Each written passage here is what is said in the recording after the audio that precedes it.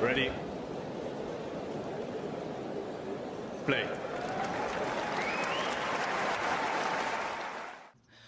My name is Clara Towson, and I'm a friend of the show. Boom. I am Francisca George, and I'm a friend of the show. Perfect. Hi, my name is Susan Leemans, and I'm a friend of the show. Boom. Yeah. My name is Zainab Sammaz, and I'm a friend of the show. Boom. Hey guys, my name is Sasha Vickery, and I'm a friend of the show. Boom. Hi, my name is Lloyd Harris, and I'm a friend of the show. Perfect. Hi, my name is Jasmine Paolini, and I'm a friend of the show. Wow, Jasmine, you got it in one time.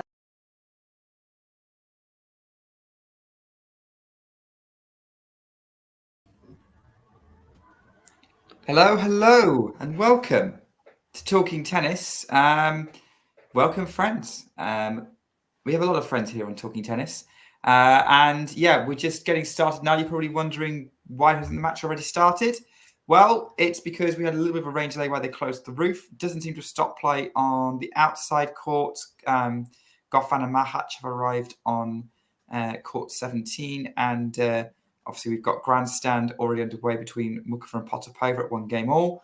But I'm going to be watching Jasmine Paolini against Yulia Putintseva, and I'm going to be watching it with the one, the only, the legend from deepest, darkest Poland. It's Damien Kust. Damien, how you doing? Not too deep and dark yet, but if the ladies keep going for quite a while today, maybe we will get there. We will see. A Louis Armstrong Stadium. I'm glad we chose a court with a roof because apparently there's a bit of a, for now they're playing, but there's some sort of light rain that might stop us at some point, but not on Louis Armstrong, as of course they have already closed it. And yeah, pretty excited for this one. Paolini, of course, incredible results at the slams this year. Putintseva also having a very good season. Don't think it's crystal clear that Paolini is going to win. In fact, someone recently suggested to me, if Paolini is having these sort of results, what's stopping Putintseva? And I kind of agree with that statement. She's not really a fundamentally much better player than the Kazakh. So yeah, should be exciting. I completely agree with you, Damien. Putintseva is a player who hasn't got to the last four of the biggest tournaments, but she keeps knocking on the door and she keeps beating big players. Obviously, this season she's got wins over Swiatek and Goff. And I think it's also interesting here when we look at it, this is just one step on what is a tough road for Paolini. When Mario and I looked at the draw, we basically said Paolini has the toughest draw of the top 8 women's seeds, given she had Andreescu round 1, could have had Pliskova round 2 if she hadn't retired. It was going to be Putintseva round 3, and then beyond was going to be ridiculously hard. Maybe not so much now Rebecca's gone out, but on paper, Paolini did have a really tough route ahead of her. Yeah, and it would be even more insane if she just did it again, she had another big run out of the draw like this. And I really, at this point, it's kind of beyond unexplainable, really, but it keeps happening, so there has to be something to it. There's a lot of confidence, right, in Paolini right now. I think everything's just clicking with her game. I do like how proactive she is. Yes, doesn't have the biggest weapons in the world, but she does have them. And she does have a really good ability to just basically move her opponent around to eventually get the court open so that she can hit into that open space. And I think against pretty much anyone else on tour right now, that works really, really well. There seems to be some kind of delay to them actually getting started for some reason.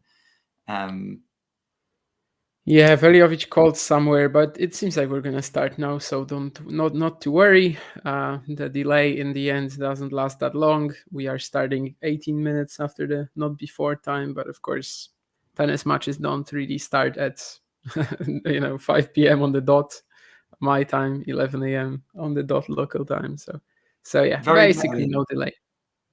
Well, we have now started, and Paris started with an unreturnable first serve. So there we go. That's exactly what you want to start a match. I saw that they played just once 3 years ago in Portoros. That's kind of one of Paolini's best let's say pre-peak rounds in general, right? I mean, she she had a bit of a breakthrough result there. Yeah, she's kind of been on the radar for a bit. But obviously, this year she's right in the centre of everyone's views. Brazy, by the way, is concerned for your health. He's concerned that you have not slept. I slept. Don't worry. Yesterday I slept like during the third set of Shelton Tiafoe. I woke up with Ben having that 6-5 set point. Then I indeed, watched Djokovic Popyrin. I watched everything until the end. Then I went to bed for like 3 or 4 hours. So I think in total I got like 6 or something. So no, I'm definitely fine. Today is going to be a long night, though. I definitely want to watch Koboli Medvedev. And first and foremost, most importantly, at 5 a.m. my time, there's the Zhang Jiagang final. Mark Layal against Yasutaka Uchiyama. So that, of course, I cannot miss. And that's a big challenger, right? 75s, I think it's all this week. So just the regular challenger. Next week is a huge one on the challenger circuit with 6 events, including 2 125s. Yikes! Ready for all the people who went out first week in the US Open to try and get some matches in. Yeah, I think some went out, because they wanted to play a challenger in the second week. Like they just thought, what's the point of playing in New York? I have to be in Genoa or Seville next week. That is an insane cat and mouse point you just had. Paolini was all over the court. It wasn't enough as under pressure had backhands gone to the tram line. But what a point from both. Like this could be a fun match. Lots of slicing and dicing from Putintseva, but Paolini's movement might be able to allow her to stand up to her. Not on that point, but in general, that if that's the way things are going, we're in for a fun match. And there's that pocket rocket forehand as well from Paolini to get the game. Yeah, I mean both of these are definitely gritty as hell too. Like they'll be determined to fight for every point. So it should be a fun battle. Maybe Paolini is just that player who, just has a bit more to say offensively in general. Maybe that's what's kind of allowed her to separate herself. But of course, for many, many years, Putintseva was kind of the superior player. In fact, not kind of. I mean, she was obviously the superior player before last year when Paolini turned the corner. Indeed. Although, I mean, like, it's one of those things. Like, I think they were very sort of similar kind of levels bubbling away, and Paolini's had that breakthrough. And I guess in terms of, if you look at just raw results, in terms of how deep she's got in certain tournaments, Putintseva still hasn't. But there's no reason to think it's not coming as she's stepping up to serve. Yeah, I mean, she's been around forever, but she's not that old. So there's still a couple more years. But it does feel like she's been around like for decades, really, for me. Like, I don't know, just the consistency at the top, I guess, is what does it really. I mean, I don't think she ever really like fell out of the top 100 or something. I think she's been very consistently in the top 50, 30. And I think that's what's kind of causing this feeling. Yeah, that makes sense. Yeah, she has been in the top 50 for a long time. Hello, Anna, by the way. Lovely to have you on the chat, as always. Glad that you've got some time to watch some tennis at the minute. And as we got a pocket rocket forehand from Paolini. Cleans the line, and it's love 30. Nice bit. So Putintseva already kind of under a little bit of pressure in this service game. And I think Paolini is showing kind of always being pushed back and having to jump for it. But it still works really well. That slice didn't quite kind of being, again, forced into it by Putintseva, which is kind of in front of it rather than alongside it. So no wonder it went over the baseline, 15-30. I won't pretend that I know everything about the coaching situation of every player on the WTA Tour, but I had no idea Matteo Donati was working with Putintseva. That's kind of surprising to me. Of course, that's a guy I remember from his challenger days as well. Okay, so he's a former challenger player. Yeah, I'm would say maybe his career high was like 150 or something like that. I have to check that, but He's not been a coach before, has he? As a I don't think so. I think like 2 years ago maybe he retired because he just kept having injuries. But yeah, I mean he still had some appearances in like 2022 or 23, I think. And I was actually very close to being right on that career high, 159. Not bad. Putintseva just saved 2 break points, by the way. Great first serve at the tee, and she's got a nice forehander in the corner that Paolini doesn't even have hope for moving for.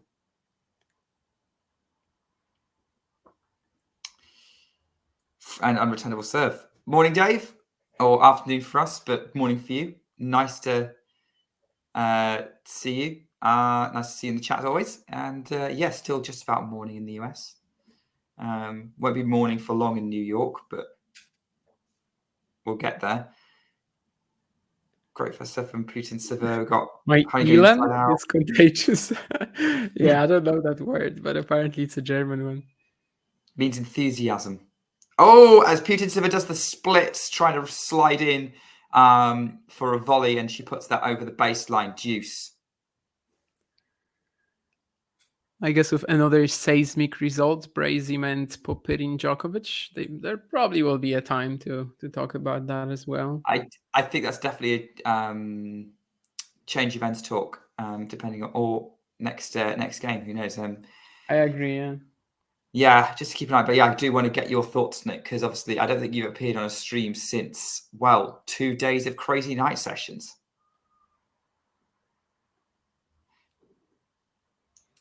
Forehand at the line from Putintseva. Error from Paolini ends up with Putintseva getting the points, so advantage Putintseva, but Paolini was kind of struggling to control that. Brazy, I don't know if Jethro ever caught the mouse. He hasn't told me. Elena, definitely keep us updated on Mukova and Potapova. Back on the line from Putintseva. Forehand cross court from Paolini. Putintseva's overhit the forehand and she's frustrated. Deuce. It's a little bit scrappy at the minute from Putintseva. Yeah, we've got Muchova Potapova and also Gofeu Machac. The rematch for that insane Wimbledon round 1. Yeah, that would be a fun repeat if that happened. 5-0 in the deciding set, and then we get a tiebreak. Yeah.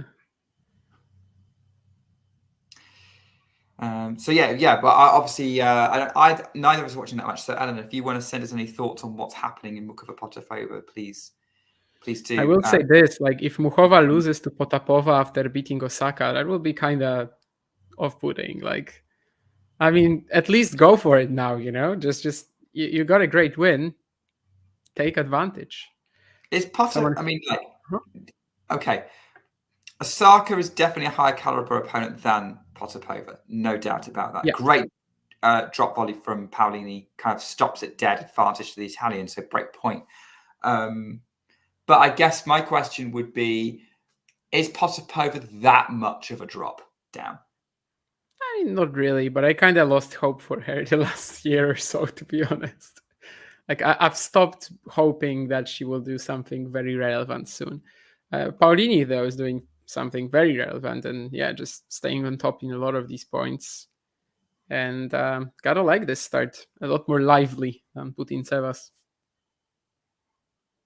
Yeah, she's definitely, yeah, so because he put into that forehand long, so Paolini has got the early break for 2-love. And yeah, she's doing exactly the same thing. Like, I don't think Putintseva's sort of more disruptive game style is going to bother Paolini as much as it would other opponents. That's fair, actually, yeah. Paolini seems very well equipped to handle that, and it's tough to kind of get her uncomfortable like this. Especially since 2023. Yes, for sure. When she seems a whole new player, really. Yeah. Apparently, Mukova saved 2 break points. Thanks, Eleanor. Yeah, she's a great watch. I completely agree. I loved. I mean, like, I haven't seen much of her other than that back behind forehand that she hit. which obviously went all over social media. That was a wonderful shot. But yeah, the thing with Mukova is she does make everything. She seems to make every match she's in a scrap, more or less.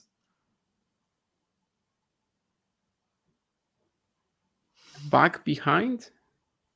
Yeah, she kind of flicks. I'm trying to demonstrate here. She kind of, which way's my camera going? She kind of flicks her arm back there and managed to get the ball back in court and hit a winner. Oh, wow. Who was that against? It was her first round. So, okay. American player. Volinets. Volinets, yeah, Katie Volinets. Yeah, I was thinking it wasn't the Osaka match, and I was confused because I did the commentary for this one and I couldn't remember it. But yeah, against Volinets, I didn't watch it. So I didn't either. I only saw that basically that clip of her doing it has gone all over Twitter and Instagram. Fair. I didn't see it, but yeah, against Osaka, she had a couple of stunners as well, especially the volleying on the stretch. There was this one, this serving volley, which like that sort of agility at the net. I'm sorry for saying something like that, but like you don't really see it in women's tennis. I think it was very men-like in like how she approached the net there and kind of was able to reach to every forehand volley and also get that one amazing backhand one. Is this Damien Chris I'm commentating with or Chris Everett? Oh, I don't know. You're so out the loop. Never mind. Chris says things like that as well, maybe, yeah. Yeah, Chrissy Everett said something similar and got a lot of backlash for it. Okay. Yeah, I think recently there was also a quote from somebody, Shelton, who said that Goff plays like a man or something like that. And he like meant it as a compliment, but it wasn't really treated like that, by people. I mean, it was treated as like a compliment coming from Shelton, but it wasn't treated as a welcome compliment. Let's just say. Yeah, and similar thing happened with Chrissy with Mukova to the point where like Ons tweeted about it, and then Chris Everett actually quote tweeted Ons and apologized. Mm-hmm. Yeah, I've heard this about Mukova many times too. I can see why though. I know a few people who are like only ATP fans, and their favorite WTA player is Mukova. And I think there is some sort of correlation there. Yeah. Who would be like an example the other way? Where like if there are people who only watch the WTA, who are they going to be fans of on the ATP circuit? I think I can think of Hercatch seems quite popular. Really? Wow. I didn't know that. But then I don't know if that's WTA Twitter or EGA Twitter. Yeah, maybe it's just EGA Twitter, yeah. Could be a bit of both. But Hubie would make sense in some ways. Yeah, I think ATP Twitter really likes like Mukova, maybe Osaka as well. Sabalenka? Probably. Or just Mukova is kind of the one who stands out, I think. Mukova's got a big chance. By the way, she's a breakup. Looking at the scores, but Mukova, I think, if she could get anything like that semi-final run she had last year, matching it is possible but hard. She's then set herself up very nicely for the next 12 months because she's going to have nothing to defend until basically grass. And I mean, the semi-final doesn't have to be where she stops this time. Goff eliminated her last year. Yeah, Goff is not in the same half now, I think. No, so it would maybe be Świątek or someone like that, right? Yeah, be Świątek or Pegula in the semis most likely. Yeah. Maybe more manageable for Mukova. I mean, we've seen her do so well at like luring Iga forward and just getting her off the baseline, basically. We know Mukova's a nightmare for Iga on clay courts. Why not on hard? Why not on a faster or like medium fast hard court? Yeah, I don't see a reason. Eleanor's giving us stats, by the way. It looks like, Mukova's won 9 points in a row against Potapova and then hit 4 aces to 0. And we've got Nerlan in the chat. Hello. Iga's match is first night match of the night session. So 5 p.m. Eastern time, be midnight for me, 1 a.m. for Damien. Yeah, I think it's 2 a.m. for you, Nurlan, if you are in Turkey right now. Probably just misses the ball over the baseline, and Putintseva got game points to try and get the first game on the board. Yeah, hasn't really done remarkably well to get to that 40-15, but of course it would be massive for it right now to just get a point, get a game. I just realized my mic's not plugged in. You sound okay. Does that better? I think it is a bit louder, clearer maybe, but yeah, the previous one was fine too. Well, it's good to know that my John can tell the difference apparently. So, but yeah, I've got my professional mic in now, so all good. Putintseva got a game, but is still very angry and just speaking to his coach, very animated, despite getting that one. But well, 3-1. Let's see if she can kind of wake up, because so far I think she's been pretty nervy, tense. That's pretty standard for Putintseva, though, isn't it? That's true. It doesn't always it's not always reflected in her game, but in her behavior for sure. I mean, she calls herself an angel of the court and a gangster on it, right? So yeah. No, to answer your question, Iga's not had a night session yet, so I'm going to assume that's why they've put her on tonight. And they're probably also, with these two halves of the draw, they're kind of running out of star players to put on. What's the first women's match on Ash today? First match, Pegula Pujash Monero. Pegula. Oh, okay, yeah. Yeah, I think Świątek Pawlyuchenkova is probably the better night choice. But then again, yesterday we had Shelton Tiafoe, right? Yeah. In the day session. So I don't really know what they were doing there. I mean, apparently Novak requested to play at night. Would it be enough for the US Open organizers to kind of let him? I don't know. Yeah, it would be, I think, incredibly stupid if one request was enough to do it. I don't really it's Novak get Djokovic requesting it though. Yeah, but the other match is what you're trying to sell the event with as well. Shelton Tiafoe is your massive selling point yesterday. I don't know why they did. I know Shelton Tiafoe Friday night under the lights would have been an epic. I'm fine with it. I was probably even though I took a nap during Shelton Tiafoe, I was probably more awake watching it than I was watching Djokovic Popyrin. But yeah, I mean, I don't get that decision whatsoever. By the way, we've got Paolini in trouble on serve at 15:30. Let's see if you can get herself out of here. We've got a great rally going on between these two. Paolini's going to come in behind a backhand. She's going to scoop up the volley. Oh, that was too good. Putintseva couldn't run it down. Yeah. Daddy all that doubles experience paying off. What a volley. I mean, I guess in doubles you're not going to be playing a volley like this that often, but it can still happen.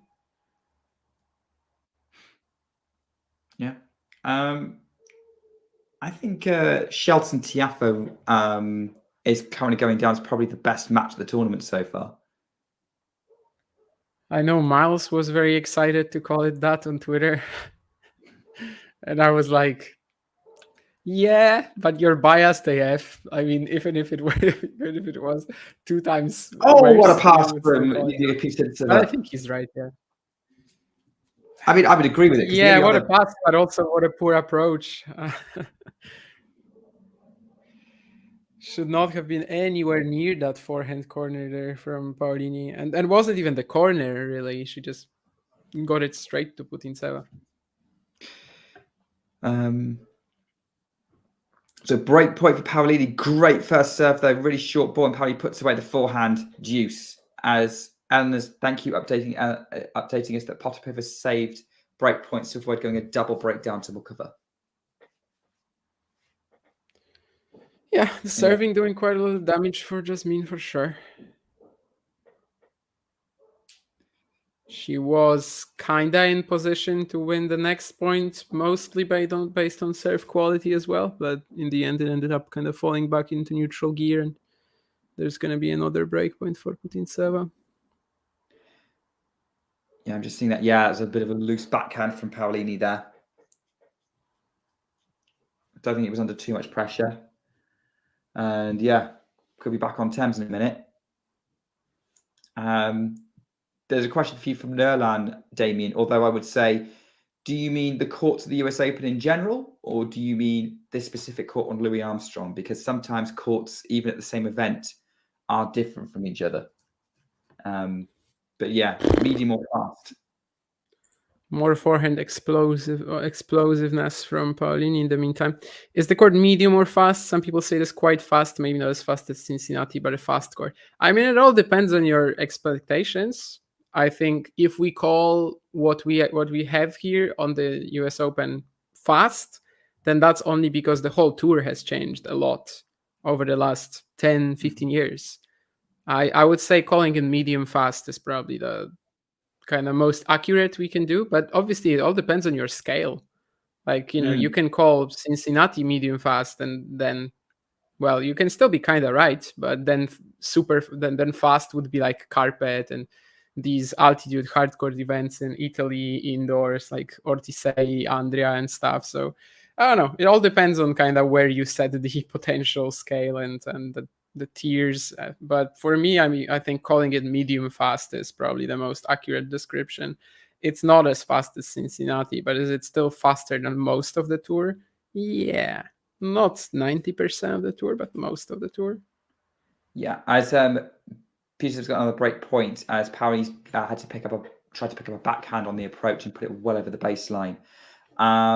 Yeah, so like I would completely agree with your point, Damien. Like it's all down to where you're scaling it at. There isn't because there are speed things, but it's not particularly clear. So yeah, I guess sort of it's faster than most, but not that much. I think it's fairly easy to adjust. Nolan's asking if it's compared to the AO. We'll answer that question after this point. I just want to see if Putintseva breaks. It's another great rally. Putintseva mooling balling here. Paolini's going to try and she's moving it from side to side a lot. Paolini's just moving Putintseva now wrong foot. So great winner in the end, and it's deuce. So another breakpoint safe. Every breakpoint, suddenly Paolini's forehand becomes like the most precise shot in the world, and that's how she's surviving this game so far. So she needs a forehand precision when she's not breakpoint down. That will probably help her out a lot. Speaking of like forehand precision, I mean, what you're now going to see is like negative forehand precision. Okay. So we're about to look forward to that. So it looks like, yeah, Putintseva is going to get another breakpoint opportunity. Yeah, that was definitely not precise. That was kind of weirdly caught by the racket of Paolini. Compared to the Australian Open, I think it's slower than Australia. Yeah, maybe a touch slower. I mean, there's also the balls. There's also, even here we have different balls for the men and women, of course, which also impacts things, but also the humidity. I mean, Australia is just straight bang in the middle of the Australian summer. New York, you always have it humid, which probably slows it down a bit. It's not really too comparable for the human eye, I think. Yeah, that's the thing. We're trying to do on the eye test on the TV as well, and I do think TV does do some things. Even the angle of the camera can really influence your perception of the court speed a lot. So I think that maybe if we were live at both events, maybe then we would kind of be able to accurately, just based on the eye test, say something. But yeah, I think here we can just say that they are moderately similar, and there's not much really you can add to that. Yeah, maybe we needed like a tame player as well. Like, so we've had a hit, and oh, what a backhand winner from Putintseva! Just another break point. It's a sign of life. It's a sign of life from the Kazakh here. This wrong footing Paolini. Pretty much the first time in the match, she really goes for something like that, and well, pays off big time. Yeah, But now we have a breakpoint, so will it be more like Paolini super precise forehands, or?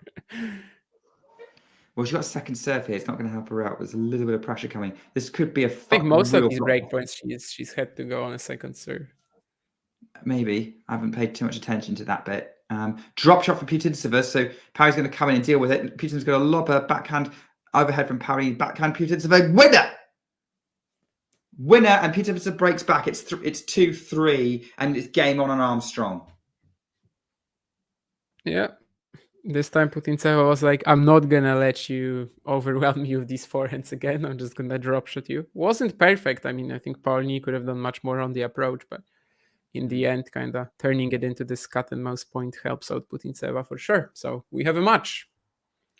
Dave's already answered Anna's question in the chat. What's the difference between the balls? Yeah, the men play with heavier balls at the US Open. They did try last year to play with the same. The women didn't like it, so they switched. The women also don't like it when they play with different balls. Let's say that. Yeah, I so think they're right, basically, actually. they Like, why play would, with the lighter balls and then they both play the same? why would they? Why would they play with different balls? I don't get that at all. But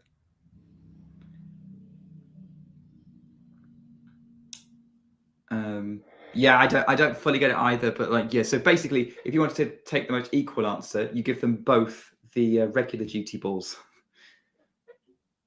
yeah. No reason to do it, but we do it for whatever reason. So yeah, Ash Barty famously hated these different balls for the women, and of course she has never progressed. I want to say has, but any of the US Open balls full stop. To be honest, don't think it's the difference. Yeah. I don't think I can feel them. Maybe that as well, but yeah, she never went far at the US Open. The only slam that she did not win. Indeed. And likely won't. Well, at least in singles, because I think she might have done it in doubles. Did she win every slam in doubles? Maybe. She definitely won the US Open. I don't know how many slams she won in doubles off the top of my head. But I do remember like being very much like, yeah, she's going to win the US Open in 2021. And, well, famously didn't. Was that the Shelby Rogers loss? Or yeah, that was the Shelby Rogers loss. Okay. Shelby, of course, retired this week. So she gets a mention here for probably the best win of her career. Yeah, it was definitely that was one of her highlight moments as Putintsev's drop shot attempt goes into the net.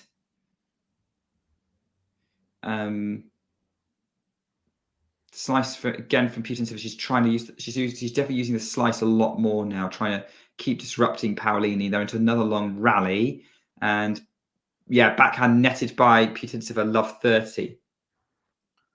Yeah, Paolini kind of does it very inconsistently. Like some points she's just almost pushing, almost moonballing, but then on the other one you've got super heavy forehand shots like this, and well, most of the time it works. So yeah, actually the US Open was the only slam that Barty won in doubles, but she made a final in every single one of the in every single event.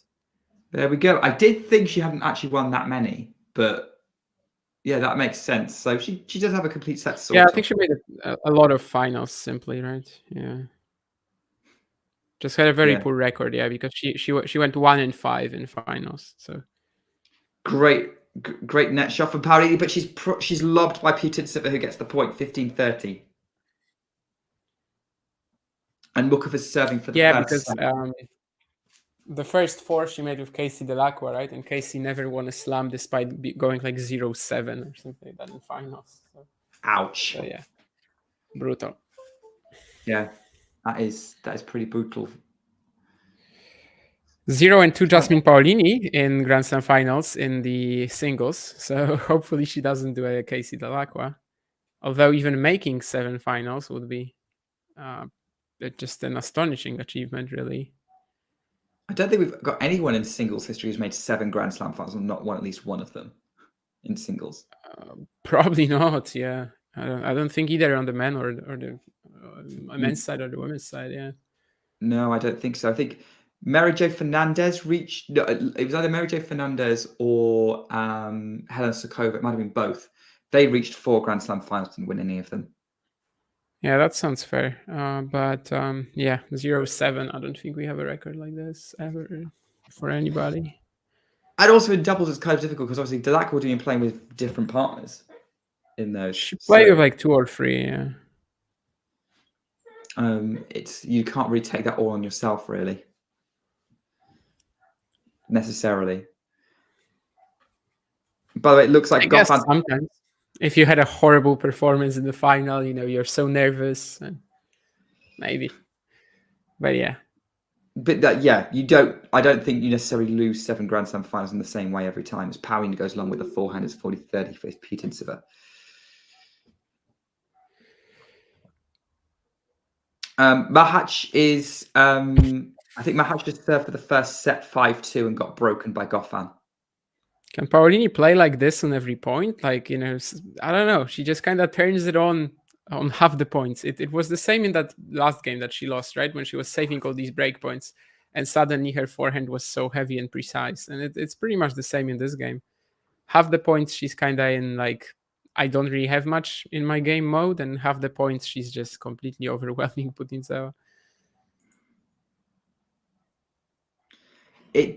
I get the sense of like that's kind of Paolini once she gets to a certain point, right? But yeah, like every match I've watched where it's got close and like latter ends of tournaments, it then completely comes down to the other half of the points where she's not absolutely going for it. What's the opponent doing? Nurlan, Diana Schneider or Lulu San, I don't think is a question that has any that we need to debate. Obviously, it's the Russian. As of right now, yes. And probably she does have the highest ceiling as well. Well, maybe not the highest ceiling, but she has she's going to be more consistent than Sun. She's going to have more staying power, yeah. Anyway, let's see if Paolini randomly turns it on a break point as well. Or is it just when she's behind in a game? Mukova has just served and volleyed her way to the first set against Potapova. Thank you, Anna. Heading for another Grand Slam second week, maybe. And Paolini has forehanded her way to another break against Putintseva. I mean, the good points that she plays, it looks like she should be crushing Yulia. It looks like that it should be a bagel. But then again, yeah, she has also these like pretty inconspicuous ones. But yeah, anyway, 4-2 up so far. Yeah. And yeah, again, her dynamism is really helping her here, as it does most of the time. Maybe that's the difference, Maybe that's why Putintseva cannot get results like this. Yeah, because her movement, although she's got great touch and obviously great skills with the racket, her movement isn't as noticeably good as Paolini's. I think it's like relatively similar from the back of the court, but yeah, just getting energy out of it into her aggressive shots, especially, it's definitely not the same. Is Putintseva the WTA Medvedev? In terms of attitude and approach, not necessarily game style. Yeah, sure. I mean, there is a bit of a correlation for sure. There are some similarities. Yeah. Daniel, of course, gonna play also an Italian today. Probably. And I think as well we've got Paolini as the 5th seed and Medvedev as the 5th seed, so they are swapped there. But Koboli is the 31st seed, I think, and Putintseva the 30th. Almost worked. Almost. I when I was doing my bracket, obviously our predictions and like how it's going to go, and like I thought it would be a Koboli Medvedev third round. I really wasn't sure whether to predict the upset for Koboli beating Medvedev pre-tournament, and frankly, I've not seen anything from either of them to make me more sure in either direction. I have gone with Medvedev because it's New York, but that's pretty much the only reason. And maybe he'll be a bit more consistent than Koboli. I mean, I think right now, you've got these you've got three favorites: Sinner, Medvedev, Zverev. Before they lose, they're still going to be the top dogs. But yeah, Koboli is tough. It's the first really difficult match that Daniil is going to have. Yeah. The question is, whether it'd be is it going to be like Sebi Korda US Open 2022 when Medvedev was defending the title? As we've got 2 break points for Putintseva, who's overwhelmed Paolini again, and Paolini's gone off the boil a little bit. Sebi Korda US Open 22. There's a match like this. Wrong tournament because he beat Medvedev in Australia. Australia, yeah. Who beat him? But that was very expected at the time because Daniil was pretty much at an all-time low since he emerged in 2019 as a top player, and also Korda was pretty much at his best form ever. Great rescue from Paolini there, and Putintseva was frustrated she didn't get a racket on it. The forehand is working. I think she just wasn't expecting it, right? I mean, there's really no other. She was she felt comfortable. She was like, okay, so she's not gonna attack me from that position, but well, she did. See how the second break point works out. Great first set from Paolini. Oh no, she's missed it. Never mind, just missed it. I thought she just kissed the line, but maybe Yulia Putintseva is the Andrei Rublev of the WTA in terms of attitude. Maybe backhand it dumped in the net by Paolini. We're back on serve 3-4. But I was going to ask, I can't remember who beat Medvedev at the US Open in 2022. Oh yeah, I know. Nick Kyrgios. Oh, of course. There's a reason why I've forgotten that. Yeah, Daniil beat Yibing Wu in the third round. Said that Yibing is like a top 10 player to him. Then lost to Kyrgios. Kyrgios lost to Khachanov. Khachanov lost to Ruud, and Ruud lost to Alcaraz.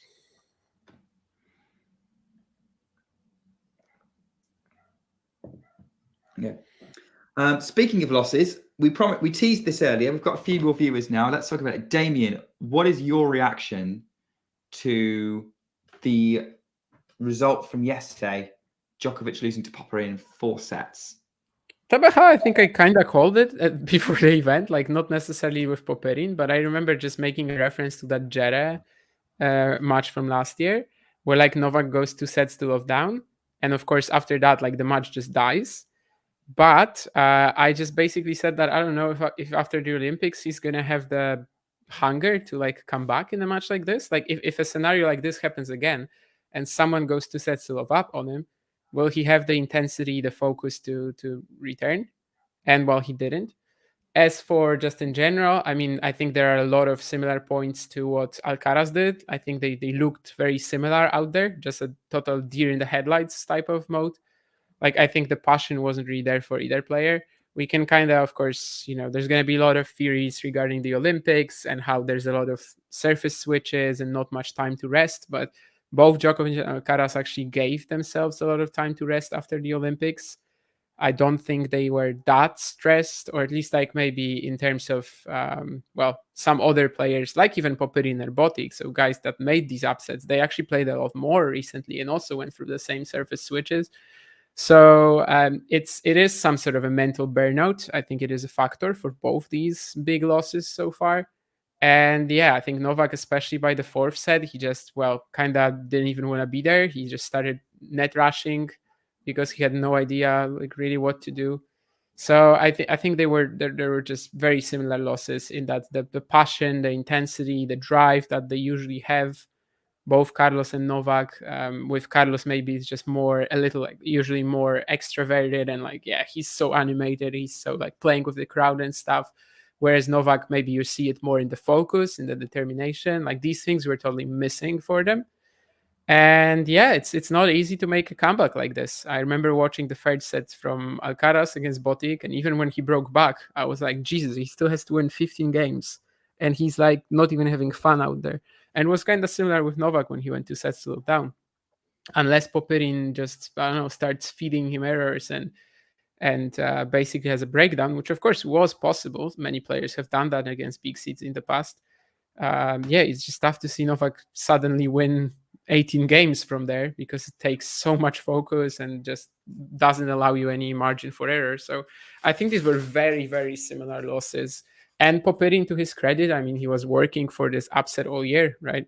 In Australia, he got close, almost led to 1. And at Wimbledon, he got maybe a little less close, but still it was a bit of a dogfight. So yeah, kudos to him as well. And I think some parts of his game that aren't usually maybe on the forefront yesterday, they were very clearly exhibited, like when Novak was attacking him to the net, for example, how many brilliant passes Popperin was able to come up with, or track down some drop volleys. But yeah, it was just very lousy Djokovic, very lousy Alcaraz, very similar matches, I think. There we go. That's the take. By the way, we're at 30 all in this game. It does seem that these players between Putintseva and Paolini are very much in each other's serves. Probably not a surprise, given serve is probably not their biggest weapon for them. Great rally. And also that sloppiness from Paolini, where like she's playing half the points on 150% intensity and half the points in like 50% intensity. That's also like giving this match this vibe, right? Where like, yeah, it's up and down, because it cannot really be any other way if she's playing like this.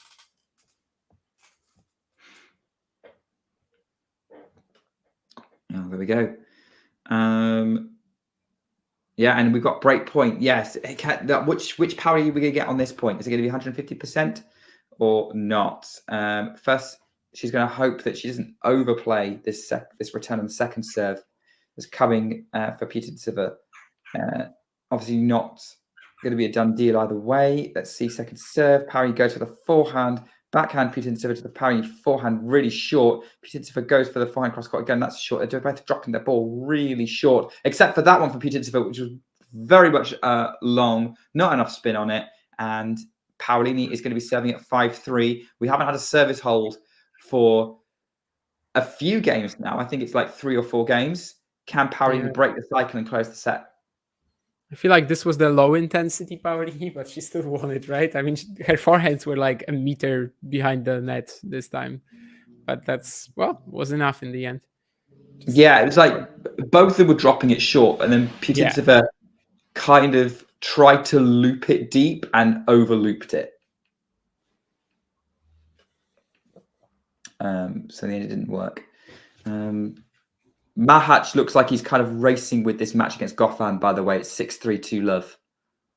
Mahac is one of these many players in the men's draw right now who will never get a better... I mean, will never maybe the stretch, but like who have never had a shot like this to potentially make a semi at the US Open, for example. So, it's a very open section now. Alcaraz is gone. Yeah, and he's got a 3-0 lead on his likely round 4 opponent in the head-to-head, Jack Draper. Okay. Gotta count for something. I think if they play, I will still treat it as like a 50-50, but it's gotta count for something. Does Dan Evans having a 3-0 head-to-head over de Minaur make a difference?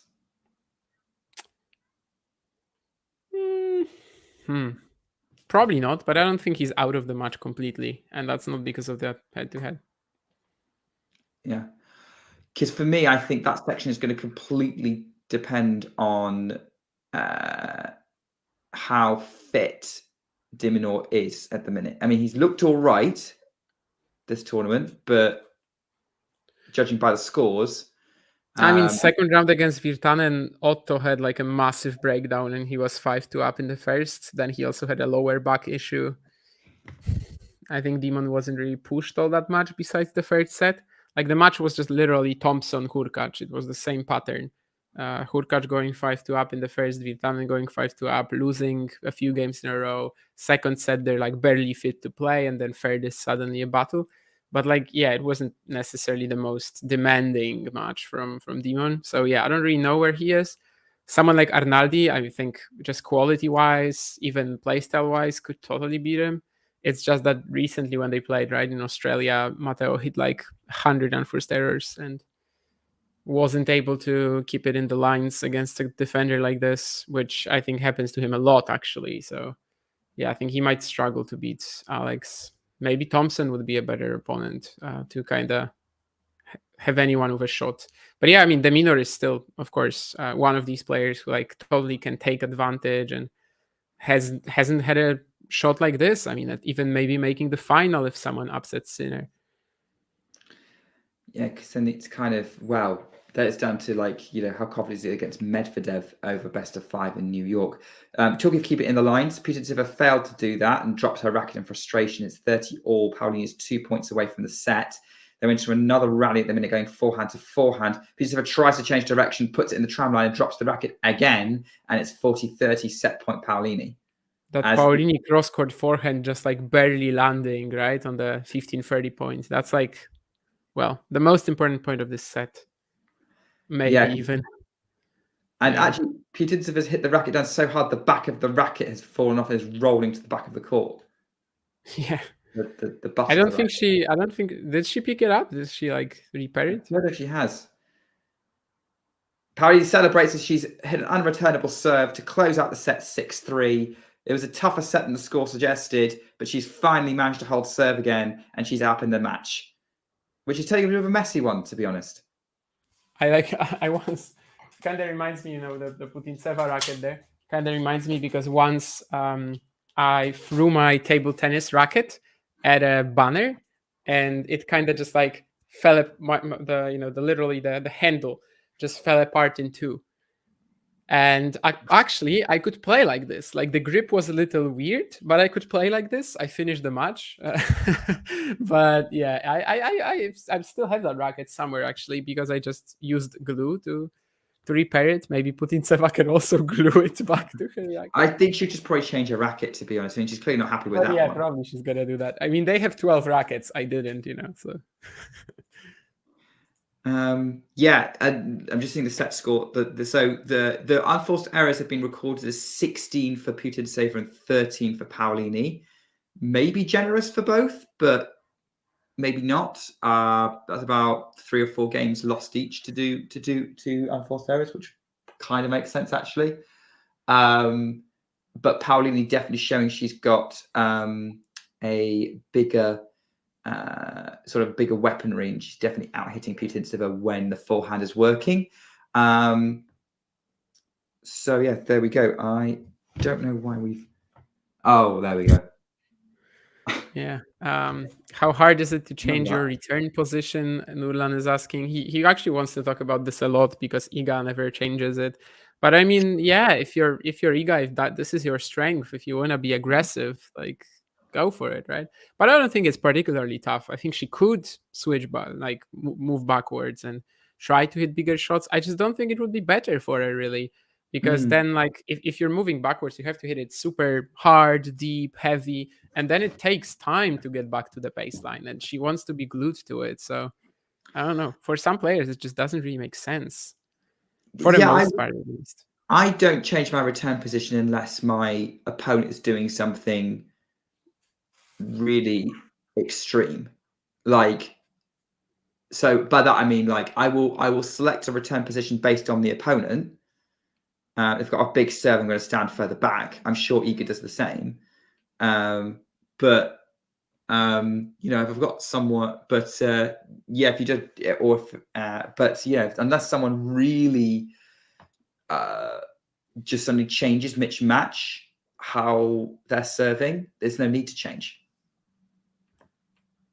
Have I been aced by an underhanded serve? No, actually.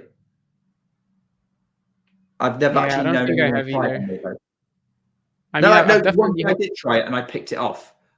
Yeah, I've had people try it, but I think getting ace, not really. But the easy explanation for that is that the amateur level at which both of us play, like usually you're not going to be returning from the fence because the serves that are coming at you, they aren't that fast. So especially if, like myself, I'm trying to return very deep inside the court, there's no way that an opponent will underarm me and I won't get to it. I might lose the point, but I will definitely get to it. So, yeah. And it's the same the other way, really. I don't think I've ever... I might have aced someone underarm once, but like that was just... Honestly, he was probably thinking about whatever and just forgot he has to pay attention or something like that. Because again, like even my serves opponents also won't be at defense, right? And yeah, personally, I think there was maybe only like one match in my life where I changed my returning position because the opponent was like serving bombs and I had no idea what to do. But after that, I actually played the same guy many times. And, when I got used to it, I was fine. And generally, I just go for whatever supports my game rather than what the opponent, at least with that, rather than what the opponent has. So like I try to go for the style of returns that I know I prefer and will help me to start points on my terms. But yeah, I mean, if the opponent was going to be Ivo Karlovic, I wouldn't try to return from inside the court. So I think, yeah, it's all relative. Like if Iga was like forced to against someone, then probably she will also move back. But yeah, the idea is that she wants to kind of play the way that she is made to, and not really pay that much attention to the opposition. And I guess that's fine. Sometimes, of course, it's frustrating when she's playing someone like Rakimova here, Gracheva in Cincinnati, right? And it's just throwing every forehand return out. But at the same time, she's still one of the best returners in the sport. So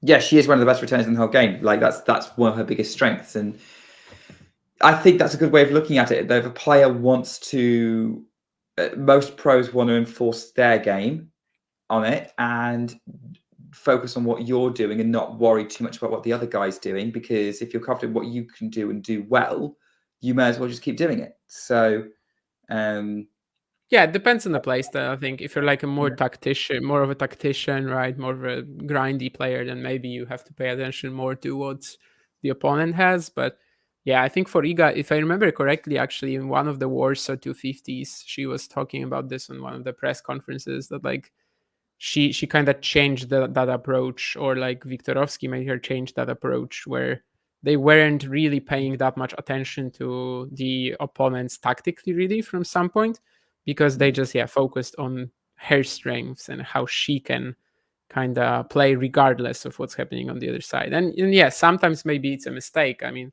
Rakimova match probably doesn't last as long in the opening round if she's, I don't know, let's say half a meter backwards and just starting the point and just hitting more composed. But well, I guess there are pros and cons to everything. She's still not the most extreme. Like she's still not Caroline Garcia. No one could be Caroline Garcia. By the way, we've got a long opening game to this second set that Putintseva has just reached advantage. With advantage, just to say, speaking of people like who mix things up a lot, Karolina Muchova is now a double break 4-1 up on Anastasia Potapova on grandstand. So Muchova looking very good to make round 4 right now. As you say, Dave, I mean, big servers, heavy body serves, yes, but you're not going to meet them at the amateur level. So I think at the like very low amateur level, you can literally just return inside the baseline every single time and you're going to be fine. And also Brazy is asking if either of us ever hit a tweener and actually won the point. I've never hit a tweener. Like I've thought about it once or twice, but I've thought better of it. Yeah, I mean, when chasing down a lob, I never go for the tweener because the chance that I would hit it is literally 0 without any preparation. I would probably just hit myself in the balls instead of hitting the ball, honestly. I've seen that happen to others. So I never try it. Also, I think I'm generally like probably quick enough to run around for the most part. So I kind of just choose the percentage play. I've won a point after hitting a frontal tweener. But that was much easier. It was like close to the net. So wrong ball, Damien. Wrong ball. We've got new balls. She came out and she does. Paolini's forehand finds the net. So yeah, this match continues to be an absolute battle. And yeah, just like every shot, as you say, Dave, it requires practice, I think, and I've never done that. So yeah, I've never tried in a match, in a practice match. No. The only person I could think of who would practice tweeners would be Nick Kyrgios. I think more players do, or at least they don't do it on a regular basis, but they do it from time to time to keep himself in it. I mean, realistically, like most of the matches these days have like at least one tweener, right? Like I'm not saying a tweener that's gonna go in, but an attempt. Yeah. So yeah, I think a lot more players than Nick Kyrgios practice. Probably not every time. Like if you're doing just a 30-minute warm up, obviously you're not gonna practice that tweener. But I think they do, yeah. I've just got like good grief. I can't imagine a tweener drill. That just sounds. Yeah, odd to I me. mean, probably just maybe for fun at the end of the practice or something like that. You basically you're at the net, someone is lobbing you, and you run, hit once again. Yeah, it's okay. Frontal tweener a la Pablo Cuevas. I don't think it was that exciting, but it was so close to the net that I figured, why not? And I didn't hit it too clean, but it went in, and it felt very, very nice.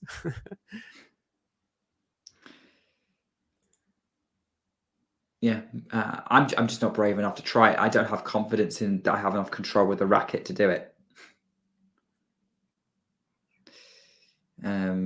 If you've never tried to hit like a hot dog winner, you're not gonna come even close. So yeah, I still prefer not to try. Well, the thing is, though, I'm not the necessarily percentage going play. to the winner. I'm going to try and get the ball back. Yeah, I mean, even touching the ball, like even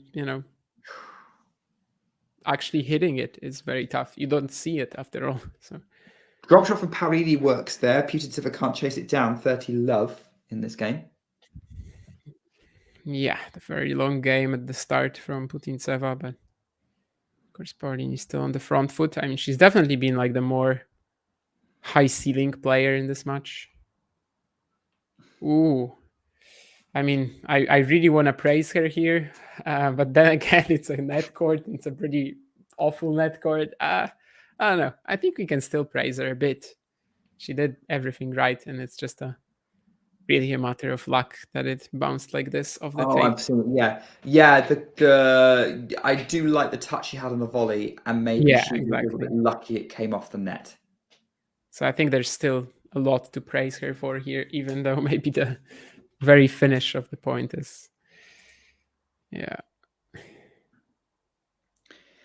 I mean, I still think if Paolini can do it, can do.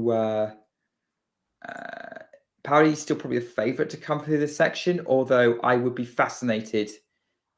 Like Mukova's 2 points away from getting the job done by the look of it. I'd be fascinated to see what a match between her and Mukova would look like. Actually, Putintseva Mukova would also be quite entertaining. Because again, I think Mukova could probably move Paolini around a little bit better than most. Maybe hit a bit more confidently. I think Mukova, Putintseva trying to outdrop each other would be hilarious. Or Mukova's net defense against Putintseva's antics would be quite an interesting comparison. Great return winner from Paolini there. Love 15. Mukova's got match point by the look of it. So keep an eye on what's happening there. We've also got Mahac serving at 5-1 in the second for a 2 sets lovely over Goffin.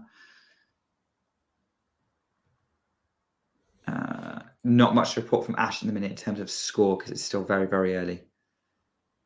And looks like Potapova saved the match point.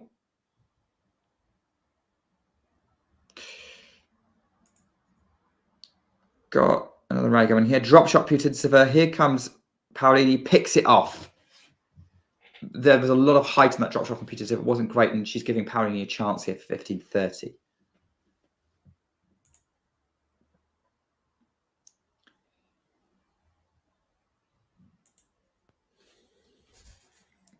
There we go. First serve from Putintseva. Paolini at the line. Forehand. Putintseva into the net. 2 break points for Paolini. 15-40. And it does look like Paolini stabilized a little bit. Maybe the more confident player out there right now. But let's see if she can put that confidence to good use and get this game. Still plenty of long rallies that could, anything to help Putintseva kind of build some confidence. I'm using that word again. Will probably help her out. She's missed the first serve. Second serve incoming from Yulia Putintseva. Delivers it out wide. Forehand from Paolini on the attack. Putintseva goes back behind with the forehand, but she's missed it, and it's game Paolini 2-1. She leads by a set and a break. Yeah, sorry, I got lost for a moment. I actually very randomly bumped into that Chrissy Everett on Jabber exchange. Oh, did you? But yeah. Yeah, could have phrased it a bit better, but like we know what she meant, more or less. I think the Shelton quote recently as well was a bit iffy about Goff. Yeah. Mukova is going to serve for the match at 5-2 in the second. Look like possibly overheld. They love this shot of that part of Putintseva's racket just rolling on the ground. They absolutely love it. I've seen it 10 times already. With the butt kind of rolling away as well. Yeah, that was probably a dramatic moment as her racket decided to throw itself to pieces to try and escape from her. But yeah, right now I would say that Putintseva is a bit scrambled. Seems to be I know she's a bundle of emotions a lot of the time, but I don't think that's helping her. That's not being helpful right now. It varies a lot, but yeah, we'll have to see what's going on there as the players are coming back out on court. I'm just checking out the scores. It's not a lot going on. Looks like Melika Martinez and Ellen Perez have just beaten Victoria Golubic and Tara Moore in the women's doubles. And Mahatch does lead Goffin by 2 sets to love, 6-3, 6-1. Does look like it's fairly straightforward for Mahatch there. Pegula hasn't broken Bujas Monera yet, but it's still very early days. And Mukova's 2 points away from the match.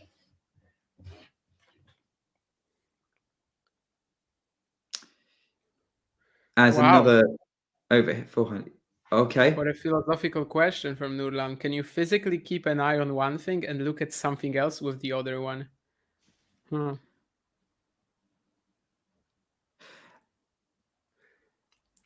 yeah, thoughts, Damien. Like, are we? Do you think Putintseva is looking scrambled right now? Scrambled? I don't know. I mean, she definitely is the player who today has had like just kind of less positive attitude in terms of not her mental, but like just tennis. Like Paolini is really cracking some of these forehands, hitting pretty heavy. When she lands them, she's really bossing the points. Putintseva is kind of there on the court, but like hasn't been imposing enough. So yeah. Yeah, she's there, but yeah, you're right. She's not really imposing herself in these rallies. She's kind of trying to find ways of forcing an error from Paolini rather than trying to out-hit her. Yeah, I don't even think she's like really forcing errors out of Paolini for the most part, right? I mean, well, exactly, yeah. The errors she's getting have kind of been fortunate more than anything else, and like Paolini's hitting very confident here in this rally, moving Putintseva side to side. I mean, this was really good because of that backhand angle for Putintseva eventually, but of course she still loses the point. But yeah, because she overplays the slice at the net. Pretty much with the whole court wide open. Yeah, pretty much. Yeah, it was a good change up from Putintseva there, but yeah, Paolini still reaches it, still manages to do something with it. I think, as you said, like 30, 40 minutes ago, Paolini is probably not the type of player to be bothered by that sort of a game, that sort of like a tactical plan as Putintseva has today. So she's been pretty dominant so far. Of course, it's nothing definite yet. Like it's nothing that Putintseva can't possibly work her way back from. But And they're updating us that Mukova has put in a really positive performance. As she's through 6-4, 6-2 against Anastasia Potapova. So yeah, great result from Mukova. And I'd love to hear your thoughts, chat, Eleanor, Dave. You're probably watching that match as Putintseva has gone long, which gives Paolini 2 game points. How do you think Mukova will fare against the winner of this match, which will probably look like being Paolini? It's Paolini Putintseva next for Mukova. Okay.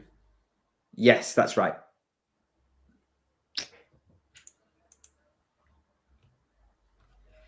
Yeah, I think I went on a bit of a mumbly monologue about that earlier, but yeah, she that is correct. She will be playing. Mukova will be playing the winner of this match. Paolini holds for 3-1. Yeah, I was trying to do that. Sort of think about the answer to that Nurlan question about physically keeping an eye on one thing and looking at something else, but I don't think I can do it. Like I can definitely look at something with the right eye, and then with the left eye, I still see what's happening there, but I wouldn't be able to pay attention to it. Like I see it with the corner of my eye, but I don't, So I think no, probably. And to Dave's question, I am pretty much right-sided on everything, but I am ambidextrous in terms of my feet. I can shoot football with both feet the same. Yeah, I don't really know, to be honest. I'm right-handed, and when I play football, I prefer right-footed. But I think I just have more confidence in the right-hand side of my body. But I think when it comes to like my eyes or ears or whatever, I can't tell the difference. The eyes, I think how you tell is that like if you don't think about it and you grab a gun or you look through a keyhole, which eye you use. That's kind of how you test it with the eye. Honestly, I don't know about the ear. It's the first time I've ever heard someone refer to the ear in that discourse. Like, I can't tell you if I'm right-eared or left-eared. I don't know if that's a thing even, to be honest. But yeah, I think with the eyes, that's kind of how you test. Like if you were to look through a keyhole, what would you do? Probably would be the right. And of course, it can be very hard to tell if you like kind of do it on purpose. And if you start thinking about it, then you're not going to be sure. Exactly. Paolini was surprised that Putintsev's ball clipped the line, which is interesting. Yeah, Yulia then gonna clinch this game with a forehand cross-court winner. So still just one break behind. But she definitely needs some sort of reaction quickly. Yeah, because at the minute she's kind of relying on Paolini underperforming to get her where she needs to go, really, at the minute. I think it very much feels like Paolini is the player who's going to decide the outcome of this, unless Putintseva finds some way of changing it up. Dominant side of your mouth for chewing? You're saying that's how you determine whether you're right-eared or left-eared? I mean, I think I definitely chew with my right side, and smoking, I'm not really sure. Probably right as well. Yeah. Maybe we just, I don't know why our brains would make us do everything with just the one side, because then we have two sides. But yeah, I think a lot of mine sort of like makes sense with my general type of brain activity. Like I have a very developed left side of the brain and right side of the brain, which is just, you can throw it away and it would make no difference in terms of like, the artistic manual skills, aesthetics and everything, creativity even. And just I'm like uber logical. So I think it makes sense for me. We just see Damien walking in anti-clockwise circles. And Dave is left-eyed, right-handed, left-footed, but after tons of soccer, almost the same for both feet. Have you ever tried throwing over arm with your weak arm? No, that's a laugh. What's throwing over arm? So like if you're going to Really? throw a ball or something. Yeah, I mean, I would not be able to. Yeah. What's No, I've done that a couple of times and gone, oh, why does they do that? Although, having said that, I'm actually pretty like my left arm, my hand-eye coordination is still pretty good. Like I can still catch a tennis ball or something with my left hand. Oh yeah, and like a lot of people have issues. Why do I now struggle to? Great winner from Paolini there. Well, how do you call it when you have a basketball ball and you walk around with it? And dribbling? No, is it dribbling really? You know what I'm thinking? Well, I think that is a thing in basketball as well as soccer. That's how it's called? No, but I mean, like, you just bounce it with your hand. Okay. Yeah, because dribbling is impressive. You know what I mean? Yeah. Yeah, I don't play basketball, so I don't know. I don't know how it's called in English. Anyway, there's a lot of people who can't do it with their left hand, literally. And that's actually not a problem. That's actually not a problem for me. But yeah, throwing something, yeah, it just feels extremely unnatural, even. So I would. So we've got some good tennis going on this game. Like I've seen some great winners from both Putintseva and Paolini going on here. Like Putintseva just hit a backhand winner up the line to keep this game relatively close at 30 all. And I think we're about to see Paolini losing this point. Yeah, does she land this? Yeah, she doesn't. Okay. It was it wasn't that close to the line on the close call, but honestly, I wasn't sure if she was going to make it or not. Yeah, it was inside out. Yeah, it's going to be a break point for Putintseva. And suddenly, like it is called dribbling, really? Oh, yeah. Okay. Then I just never heard how it's called in English. But yeah, in Polish, you have this word kozłowanie, which is kozłować, which is, yeah, doing that with your hand and the ball in basketball and handball. But yeah, dribbling I associate more with football, definitely.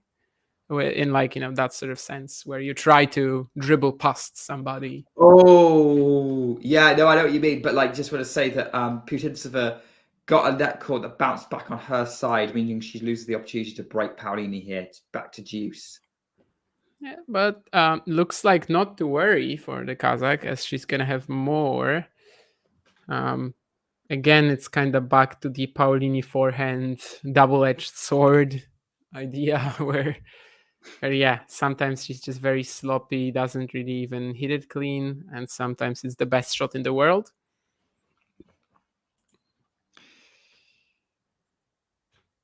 Yeah, it's kind of, that it let her down that time.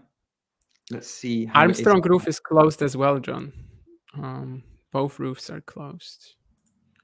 And return serve from Paolini, and Putintseva is literally stamping her feet.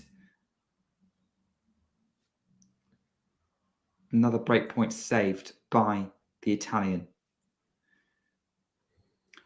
Speaking of breaks, Mahac is already a break up in the third against Goffin. Seems well on his way. No, that's impressive. I mean, at Wimbledon, it was such a tough match for him. Different conditions, though, right? I mean, it's. I think Goffin's still pretty confident on grass. Isn't he super confident on like a pretty fast, pretty a slick hard court? He is. So I don't think it's that big a difference. Maybe it's not like Mahac was doing very well before this event either. I mean, he literally lost to Max Purcell in Cincinnati. Oh, brutal forehand from Paolini to get the game point advantage there. Steps in. That's a Paoli special, sort of over the shoulder forehand. Great work from Paolini to go back behind Putintseva. Yeah, we come back to the special forehands now. Special in what sense? That's the question. I mean, in the good one, I was talking about the breakpoint save. Well, not the breakpoint save, the advantage. The point after she gained advantage. Yeah, but now it's back to deuce because she sliced a forehand trying to chase down a shorter cross court from Putintseva.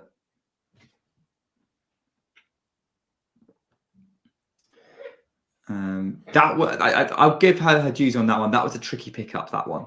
Maybe rushed it a little bit. But she had to really kind of get in underneath it, and she was kind of forced to slice it, given how quick it was dropping.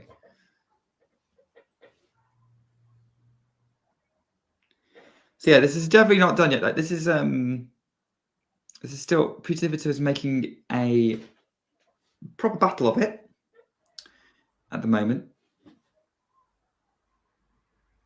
Paolini serves up the middle, backhand Putintseva up the middle, forehand Paolini into the corner, forehand cross court from Putintseva pushing Paolini back, and then Putintseva tries to go up the line with the forehand, and she's got her hands on her head, the racket's on the ground. She's so frustrated that she's just, and I mean just, missed that shot. Like there was barely a gap between the line and the ball. And like given Paolini's previous shot, probably just clipped the baseline. Like, yeah, that's very similar to the point we had in the first set as well. Except that one was more in the corner from Paolini.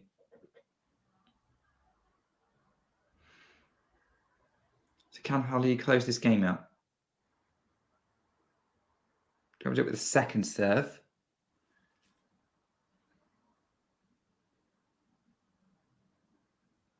Middle of the box, backhand on the attack from Putintseva, backhand Paolini to the backhand of Putintseva, cross court, backhand exchanges, slice from Putintseva to the Paolini, forehand cross court, right in the corner. Still great angles there. Paolini overplays the forehand, it's out, and it's back to deuce. This feels very like that game where Paolini got broken. It probably would have been the I want to say not 4-3, because that was the game Putintseva got broken. It would have been maybe 3-all or 4-2. 4-2 game for Paolini in the... Yeah, I mean, 3-all, she wouldn't get broken because she won at 6-3, but yeah, I know what you mean. Yeah, I think it was a 4-2 game for Paolini. Makes sense, yeah. But, well, this time she's going to be able to get out of this. Of course, she missed that final forehand in that longer rally, but she gets the ace here down the tee. 6-3, 4-2 up. It's been a bit closer, definitely, the last 10 minutes. But, of course, the most important thing is what's on the scoreboard. And that's a lead for the 5th seed.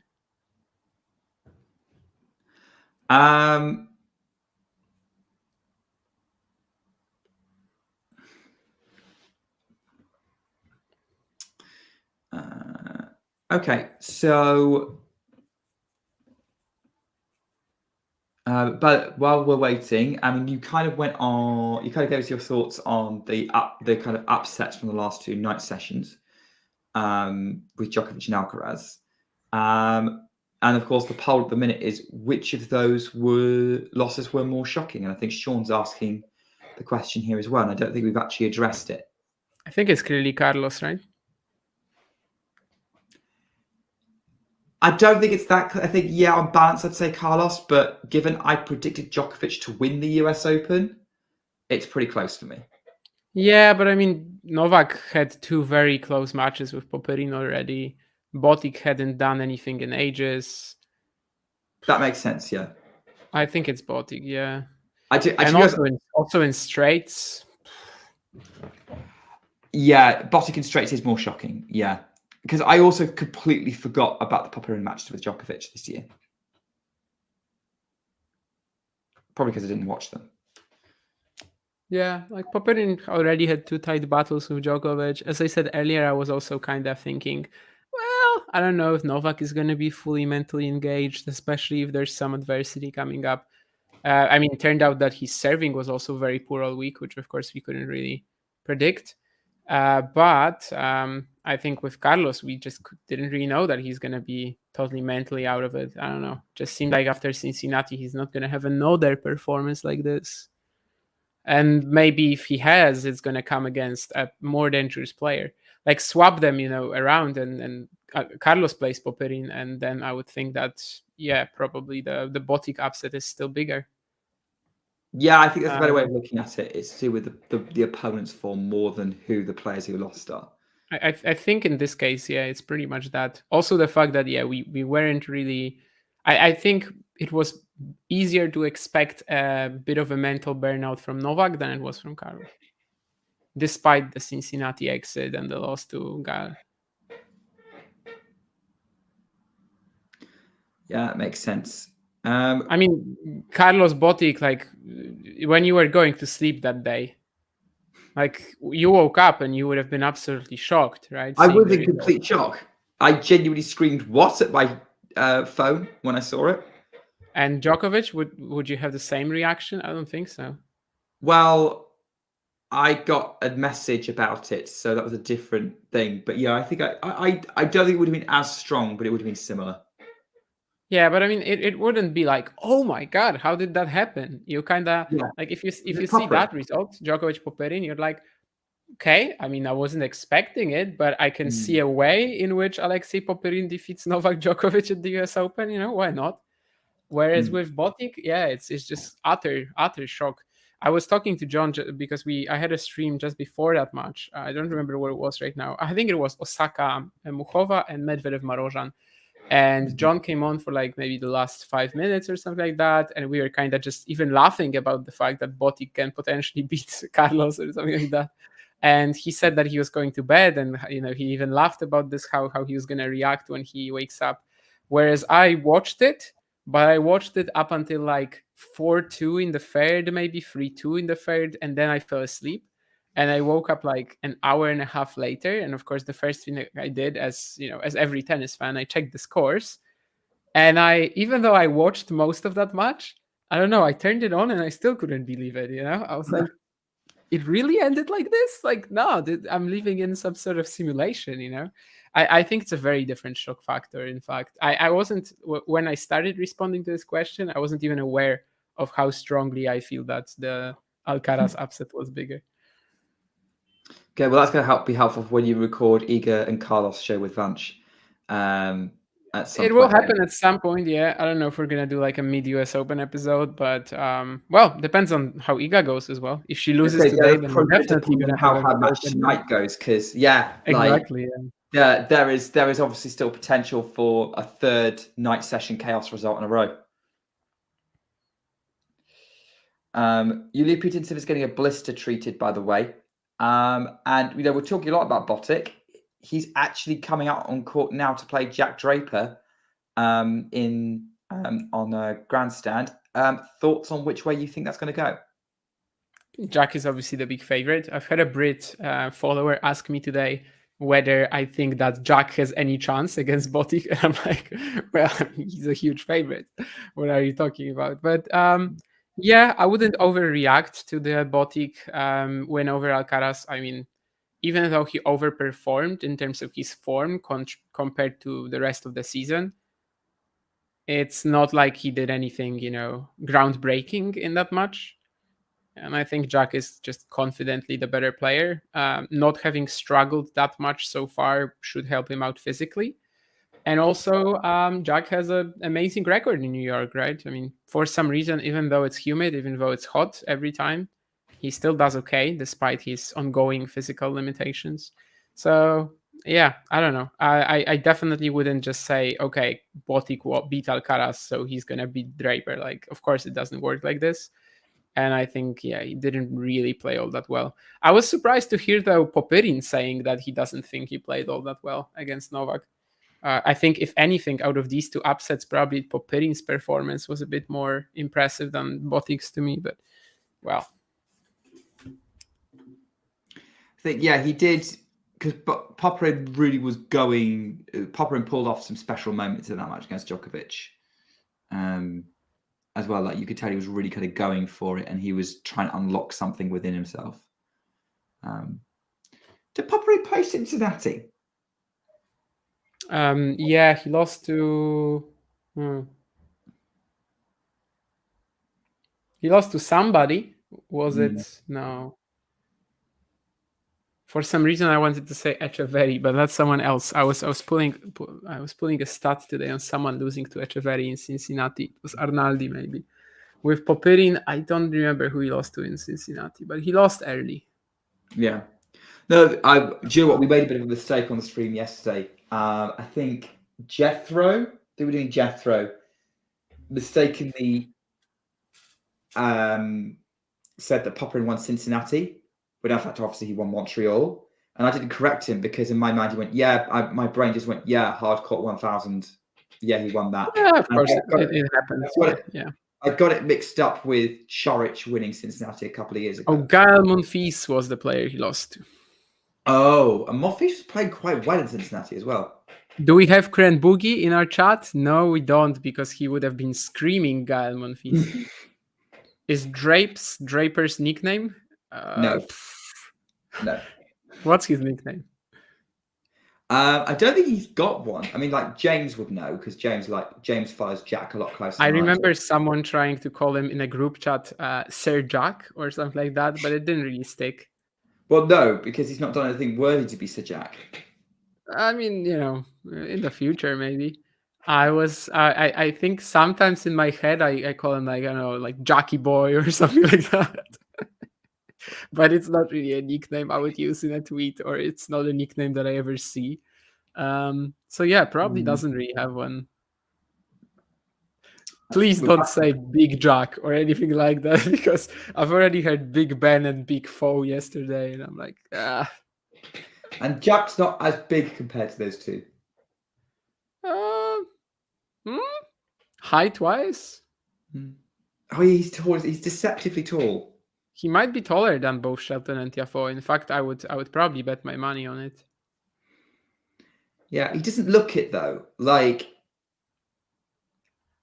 he had a big physical development at some point. I remember when I saw him live in like Helsinki or something like that. Maybe it was Helsinki 2021, I think. And I literally didn't recognize him in the corridor because in like half a year he grew so much in terms of just muscle, but also I think even height at the time. He would have been like 18, 19. So I think it was still maybe the end of his growth in that sense too. But yeah, he just became like from a boy, he became a monster. That's the opposite of Pinocchio, I guess, or something like that. Very different story there. Putintseva's gone a bit flat, I think. Quite a few errors there, and Paolini holds to love. Putintseva serving to stay in the match at 3-5. So change rackets for new balls. Yeah, I think Drapes. It sounds vaguely familiar, Dave. It's possible, but I don't think it's super common on like social media. The former Djokovic half is full of players who have been trying to beat him. Huh. So like a Rud or Zverev or something like that. Yeah, maybe. That makes sense, yeah. Tiafoe, because obviously that's who they would have been playing. To be honest with you, the Alcaraz half probably has some players who are trying to beat him too, like Medvedev especially. Oh, Rublev. Rublev is the Djokovic half, yeah. Yeah, Rublev would be like one of those people like we would. Rublev beat him though, right? Rublev doesn't have a horrible, yeah. He doesn't have a horrible head-to-head record against him. I mean, mostly because they just haven't played all that much. So. But if you think about like how many times Rublev runs into Djokovic, and yeah, I guess Taylor as well. Taylor is the most important example, actually. What was your question? Rublev kept running into him at Grand Slams for a bit, last couple of years or so. Yeah, that's true. Rublev and Fritz, I guess, are the main examples, and Ruud, I suppose. Rudolfo beat him, of course, in Monte Carlo. Yeah, there's definite cracks appearing in the Djokovic. Djokovic, I don't know what you'd call it. Cracks appearing in kind of Djokovic's hole. Well, I think the hole over the tour is gone, but his standing's starting to fade a little bit.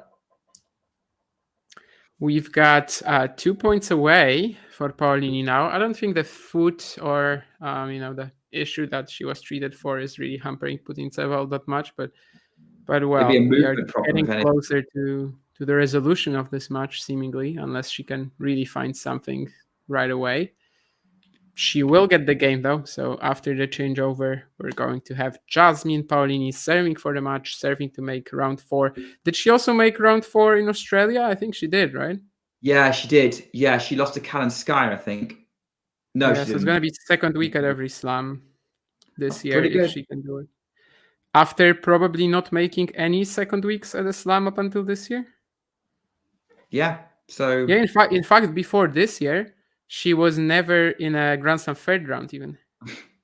And then suddenly she's making second weeks, she's making Grand Slam finals, and she's knocking on the door of part of top four. As thanks, Shauna. So I was right; she did lose to Kalinskaya. Yeah, because she reversed it in Dubai. So yeah, they played about 3 times in 3 months, first 3 months of the year. Also, Elena, yes, I think it is only Dimonor from Alcaraz's quarter who's made a quarterfinal before. From the half, obviously not hot. Obviously, Medvedev and Sinner in the top half. But if you mean just his quarter, then yeah, Alex de Minaur's the only one in that group who's made a Grand Slam quarterfinal before. Who's left? Big opportunity coming up, including, as you were saying earlier, for Thomas Mahac, who is currently serving at 5-2 for the match, but it's love 30 with Goffin. So, but very similar to how the first set went, by the look of it. You know, getting broken, serving at 5-2. And Paolini's going to be serving for the match as well, but this time at 5-4. And things would get a little bit more dramatic if she got broken here compared to if Mahac got broken by Goffin. We'll see how it goes. Pegula's got the first set, 6-3 against Bujas Monero. And Draper and Van der Zandschulp have just started.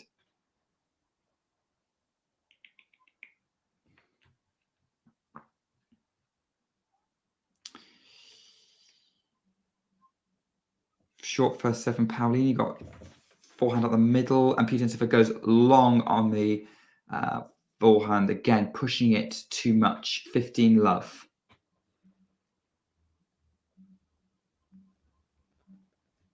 And Jasmine Paolini looking pretty good. She looks focused, dialed in. She's talking to herself, looking to get the job done. First serve hits the line, and then Putintseva hitting her backhand right to the Paolini forehand. Still very safe in it. Paolini drops her forehand short. Putintseva goes for the cross-court forehand. Huge forehand cross-court from Paolini. And again, the redirect from Putintseva does not work. And it's 30 love. Paolini 2 points away from the match. Match point for Thomas Mahac, by the way. Yeah, I was trying to read up something on that match, like see what people are saying on social media. Some are saying that like Goffin was a bit fatigued. I don't know. I haven't seen a ball from that. Putintseva steps into the middle of the court, hits a forehand right at Paolini's forehand. Paolini wasn't expecting it to be that close to her, and puts it in the net. So 30-15. Putintseva still making it hard for Paolini. Let on the first serve. Mahac fan just texted me that it was an awesome performance, but well, the guy is a Mahac fan, so Yeah. I don't know if I trust him with his assessment. Yeah, there's a difference between awesome performance and not really tested. Yeah, if you're a fan, you might not be able to see it. Yeah, and I think Mahac is his favorite player. Mahac is through 3-1 and 2. So, yeah, is that his first Grand Slam fourth round? Yeah, I think so. He made third round at the French and in Australia this year. Well, lost to Tiafoe and lost to Khachanov and lost to Medvedev. Yeah. Someone who's not going to be in their first Grand Slam fourth round is Jasmine Paolini, as Putintseva goes wide with the slice forehand. Paolini, big smile on her face, as we have come to expect from the Italian, and she is through. She is going to play Karina Mukova in what will be a very, very fun match on Monday. What a performance from Paolini. She's continued to make it through the tough section and proving herself to be one of the most consistent players on the WTA Tour right now. Yeah, I mean, it's a crazy stat that before this year she hadn't been in a Grand Slam round 3, right? And now she's made it to the second week at all 4, but also highlighted by the 2 finals. And that's, I think, probably the best description really of her rise this year as well, how good she's been in these big events consistently. And it's not just, because the draws have fallen apart. Like yeah, sure, it's the wild wild west sometimes, with the big seats being a little like Rybakina constantly sick, Goff losing her form, yes, but like Paolini is always the one who's stepping up to take these chances. Yeah, she always is. I think you're right. There isn't anyone else who's doing that in the same way. Pegula might have at one point. Pegula was the Paolini of 2023, kinda, yeah. Schwarner, I'm going to have to disagree with your comments saying that Paolini's taken the big 3 position away from Rybakina. I don't agree, and there's the main reason for that is, one, Rybakina isn't being held back by any kind of lack of ability, but also her ceiling is much higher than Paolini. Like, I would love to see Paolini win a Grand Slam, but she's going to have to overcome some mighty matchup deficits if she has to get either some mighty matchup deficits, or she has to basically hope the draw falls apart, a little bit like what happened at Wimbledon. But even then, like, Krejcikova was playing so confidently. Paolini was probably a little affected by how long her semi-final went. And Krejcikova just put in an awesome performance on the day. Yeah, I mean, Paolini is upside-wise, she's not close to the top 4. She's probably also not close to Pegula, but she's kind of the best of the rest, and I mean it in the best way possible. But I think I do agree with John at the minute that we are moving towards a top 2 on the WTA tour after this US Open. Swiatek, Sabalenka, and Goff isn't close. Rybakina, the only reason why she is close is that she is not healthy. Like, literally, we cannot punish her for her health, I guess, right? Like, if there's someone winning 80% of their matches or more, can we really say that she is out of it by now because she hasn't been healthy? I don't know. It's tough to say. But I think when she's played, she's been excellent. And if we look only at points for this year, she's still like number 2 or 3, right? 3 in the race, yeah. Yeah. Yeah, because you're right. You're right. Got over her, I think, with the Cincinnati run. So, or like maybe with Washington and Cincinnati. But yeah, I mean, Rybakina still third in the race. Probably not third in the race for long because Paolini is coming. Paolini with one more win. Although Paolini will play Muchova, so that's actually not easy. That's a player that has more upside than Paolini. Yeah, I think Rybakina. Okay, I wouldn't put Rybakina in a top 3 as of the last few months, and by last few months, I think probably since Roland Garros, maybe Wimbledon. I mean, she hasn't played really since, other than the semis at Wimbledon, right? I think you have to treat it as she's not. It's like someone being on sick leave at work. Yeah, we cannot put her along with the top guns, but we still cannot really just force her down to I don't know, Emma Navarro level, for example. She's definitely not there. I would take her out for now, but I would definitely be reserving a spot for her to come back in really quickly. What's the poor scheduling with Rybakina? I'm interested to know. She keeps playing the week before slams. Yeah, there was this Adelaide appearance, right? Or was it something like that, right? Adelaide, and then she was going to play Eastbourne before Wimbledon. But she didn't in the end, right? 500. To be honest, yeah, it's like the scheduling's not been a problem since she kept getting sick. It's only in January where I remember I was like, well, you just dominated Brisbane. You got the best warm-up possible. Why are you playing, woman? There was some discussion about whether she should have played Abu Dhabi before Doha, that then she wouldn't have burned out in Dubai. But that was still fine. I mean, she got 500 points in Abu Dhabi. She got 600 or more, 650, right, in Doha. I think that was still fine. Yeah, I think the only really weird scheduling decision this year was playing Adelaide. After that, it's kind of the standard, really. One grass appearance before Wimbledon, and that's it. She was also going to play Eastbourne. Well, if she really was, then yes. If she really was, then yes.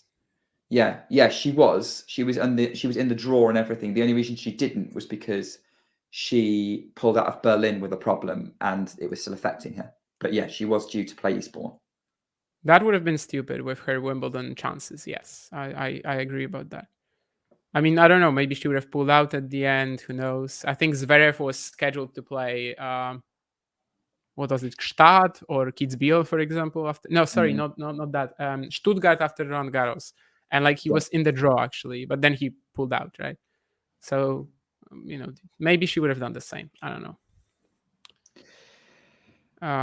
But yeah, Paolini is someone who has been scheduling herself kind of normally, and she's been doing extremely well, basically, in every single tournament she plays recently. Of course, there's some relatively early losses, like second round in Cincy, but that's Andreeva. And it's tough to find the real like flaw in her season after Dubai, other than maybe the Mayer Sharif loss in Rome. But otherwise, she's just consistently great and consistently great in the big events as well. Yeah, she really is. Really showing up where it matters. In the doubles as well.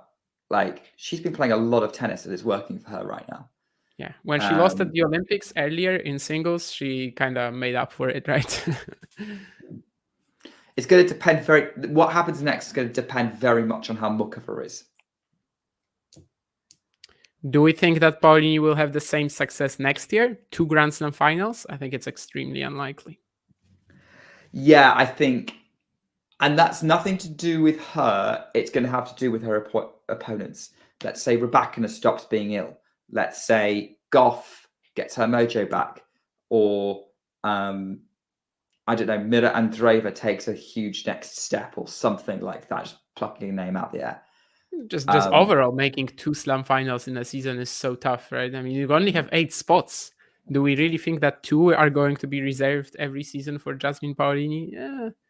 I mean, at Wimbledon, she was also so close to going out to Madison Keys. Might get injured there, and she's probably out. I think the only person who made, so I think like last year, the only person who made 2 slam finals was Sabalenka. Year before that were Świątek and Ons. Świątek and Ons, yeah. Yeah. But like that's pretty funny, right? I mean, that Jabber made 2 slam finals in the season as well. And so probably you could make another one, but making another 2 would be tough. But yeah, two slam finals in the season, that's very tricky to pull off. Have we had anyone this year so far? I guess not. What was your question? Sabalenka? I mean, other than Paolini, Sabalenka was close. Yeah, Sabalenka made 2 slam finals last year. Australia and the US. Yeah, we probably won't be John in 10 minutes, but we will. Yeah, I think we're probably looking. I'm looking to wrap up in a minute. For myself anyway. I think 10 minutes would be dragging it a bit too much for sure. Although John was clearly desperate to talk to us. Sorry, some other time. But yeah, Draper started up a break on Botigo and Zanzur, but of course it's just the first set, so I'm not gonna freak out about it, especially as he has a breakman to save.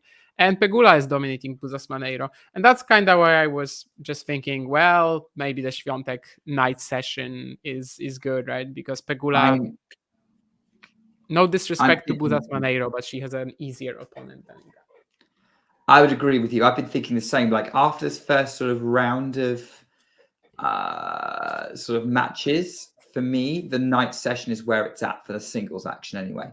I guess I'm covered. I think in terms of like a match that's kind of technically day session that I think I'd be like, yeah, I'm kind of looking forward to seeing that would be Borges Menchik, but that's probably going to start more like 10 p.m. my time. Yeah, I actually really like. I mean, Diallo Paul. If Gabriel is close to Tommy, then it's gonna be good. But don't really know if I buy it. But I like that slot for the men's where it's Arnaldi, Thompson, and Borges Menchik. But yeah, I think it's not for like 3 hours probably. So I think I might actually go for a beer now and then come back for these matches. But that was a very spontaneous idea. I didn't have the plan. Hey, look, spontaneous beers are usually the best. Well, thanks for coming on, Damien, and obviously thank you for suggesting doing this stream. Actually, I think it was your idea. This is the one you wanted to do in the first place. So, and thanks for letting me kind of jump on with you. So yeah, it's been fun watching. Been an interesting match.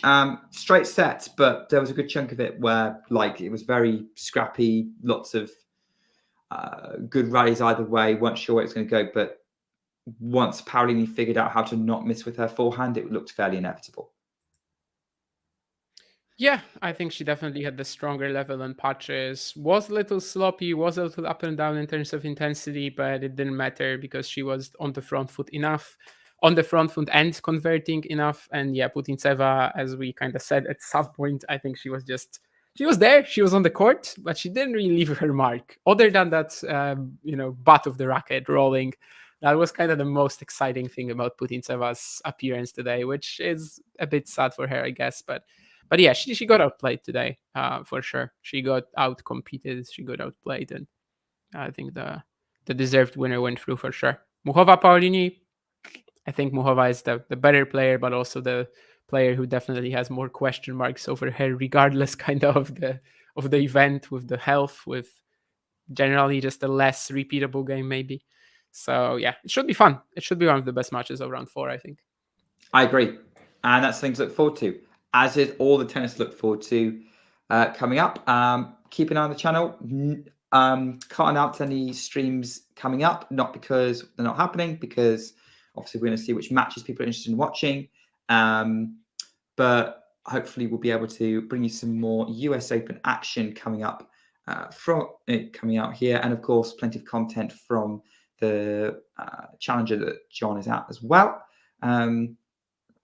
So yeah, hope you all enjoyed. Give us a like if you did. Subscribe to the channel if you're new. And see you on the next one. But until then, take care and keep talking tennis. If you enjoyed this video, make sure you hit that like button. Don't forget to subscribe and click that notification bell so you don't miss out on all things tennis.